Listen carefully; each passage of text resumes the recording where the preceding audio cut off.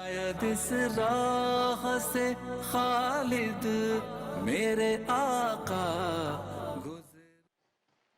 बिस्मिल्लाहिर्रहमानिर्रहीम। सेगमेंट बहार शरीयत के साथ एक मरतबा फिर आपकी खिदमत में हाजिर हैं। और आज जो बच्चों को तोहफ़े दिए जाते हैं इसके हवाले से शरई हुक्म पर इंशाअल्लाह हम कलाम करेंगे। अव्वलन ये जहन में रखिएगा कि छोटे बच्चों की मिल्कियत में जो भी चीज़ होती है उसको वालिदैन भी इस अंदाज से इस्तेमाल नहीं कर सकते कि जिससे बच्चों के नुकसान का अंदेशा हो। और इसी तरीके से ये बच्चों की जो चीज़ें हैं और बहुत ज़्यादा कीमती चीज़ें अगर हों तो उनको बच्चों की इजाज़त के साथ भी इस्तेमाल करने की इजाज़त नहीं होती। अब यहाँ पर सवाल ये होता है कि बाज़ औक़ात बच्चों को मुख्तलिफ़ मौक़े पर, जैसे उनकी सालगिरह होती है या ईद के मौके पर ईदी दी जाती है, तो इन मौके पर जो तोहफ़े वगैरह दिए जाते हैं उनका शरई हुक्म क्या है। अगर हम अपने उर्फ़ और माहौल के एतबार से देखें तो उमूमी तौर पर हमारे यहाँ पर ये देखा गया है कि देने वालों का जहन जो है वो यही होता है कि ये पैसे जो हम दे रहे हैं, ये जो रकम दी जा रही है बच्चों को, ये वालिदैन ही इस्तेमाल करेंगे। लिहाजा अगर किसी मकाम पर यही जहन है, यही सोच है, यही फ़िक्र है, तो वो पैसे, वो रकम जो बच्चों को दी जा रही है वो दर हकीकत बच्चों को सिर्फ उनके सुपुर्द की जा रही है, लेकिन मकसद उस बच्चे को देना नहीं है बल्कि ये वालिदैन की मिल्कियत में देना होता है। लिहाजा इस सूरत में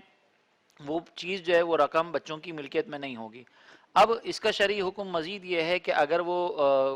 किसी किस्म की कोई सराहत उसमें मौजूद ना हो कि वो किसको दी जा रही है, वालिदा को या वालिद साहब को, तो फिर इस सूरत में हमारे उलमा ने यह फरमाया कि अगर वालिद साहब के रिश्तेदार दे रहे हैं तो वो जो रकम है वो वालिद की मिल्कियत में कंसीडर की जाएगी, और अगर वालिदा के रिश्तेदार दे रहे हैं तो वो वालिदा की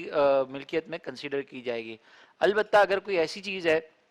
कि जो है ही बच्चों के इस्तेमाल के लिए, जैसे मिसाल के तौर पर टॉयज़ दे रहे हैं, कपड़े दे रहे हैं जो बच्चों के साइज़ के हैं, तो वो फिर जो है वो बच्चों की मिल्कियत में ही समझे जाएंगे और वो बच्चों की मिल्कियत में ही मुतसव्वर होंगे। दूसरी बात यहाँ पर जो एक बहुत ज़्यादा इम्पॉर्टेंट है वो जहन में रखने वाली, कि बच्चों की मिल्कियत में शय उस वक्त आती है कि जब बच्चों के जो वली हैं या गार्डियन हैं वो उस पर कब्ज़ा कर लेते हैं। जैसे मिसाल के तौर पर अगर वालिद साहब हैं, वो कोई चीज़ मार्केट से ख़रीद रहे हैं और उनके जहन में तसव्वुर और नीयत ये है कि ये मैं अपने बच्चों के लिए ख़रीद रहा हूँ, और साथ में वो ये तसव्वुर नहीं कर रहे कि मैं आगे चलकर बच्चों के फ्यूचर में इनको दे दूंगा, तो ये चीज़ भी फौरी तौर पर बच्चों की मिल्कियत में आ जाएगी। और जब ये बच्चों की मिल्कियत में दाखिल हो जाएगी तो फिर वालिदैन उसको इस्तेमाल इस अंदाज से नहीं कर सकते कि जिससे बच्चे के नुकसान का कोई अंदेशा हो। यानी अगर मिसाल के तौर पर कोई रकम है और वो वालिद साहब चाहते हैं कि मैं किसी को बतौर कर्ज दे दूं, तो बच्चों की इजाज़त या बच्चों की इजाज़त के साथ भी नहीं दे सकते। लेकिन अगर वो वालिद साहब ये सोचते हैं कि मैं ये बच्चों की जो रकम है इसको किसी अच्छी जगह पर इन्वेस्ट करता हूँ और बच्चों के लिए इन्वेस्ट करता हूँ, इसका प्रॉफिट भी जो है वो बच्चे जो है कमाएंगे, तो फिर इसकी शरई तौर पर इजाज़त होगी। या बच्चों की मिल्कियत में मौजूद रकम से कोई गोल्ड वगैरह ख़रीद लिया तो वो भी कर सकते हैं। इसी तरह कुछ छोटी छोटी चीज़ें होती हैं जो बहुत ज़्यादा नुकसान का बाइस नहीं होती, जैसे मिसाल के तौर पर बच्चों के हाथ में चिप्स होते हैं या बच्चों के हाथ में कोई और चॉकलेट्स वगैरह होते हैं, तो वो अगर बच्चे अपनी मर्जी से किसी और को दे रहे होते हैं या वालिदैन उसको इस्तेमाल करना चाहें या खाना चाहें, तो इसमें शरई तौर पर कोई ऐसा हरज नहीं है, कोई ऐसी सख्ती तंगी नहीं है, वो कर सकते हैं। और दूसरी बात यहाँ पर ये भी जहन में रखने वाली है कि बच्चों की मिल्कियत में अगर कोई गोल्ड है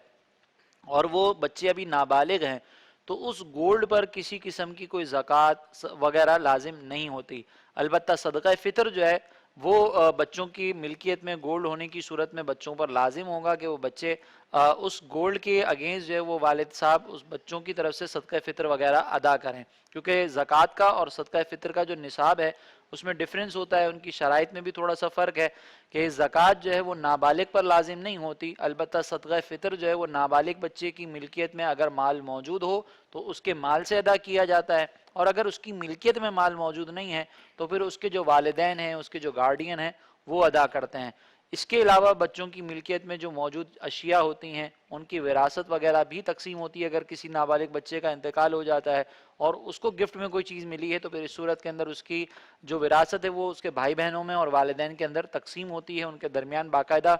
तकसीम का एक शरई तरीक़ेकार शरीयत मुतहरा ने बयान फरमाया है, उसको भी हमें देखा जाए। और भी बहुत ज़्यादा तफसील है, ये बुनियादी चंद बातें हैं, अगर हम इसको जहन नशीन रख लें और इस पर उसको बार बार सुने तो इंशाअल्लाह जो हमारे मेन मसाइल हैं बच्चों की मिल्कियत में मौजूदा चीज़ों के हवाले से, तो इंशाअल्लाह वो मसाइल जो हमारे क्लियर हो जाएंगे।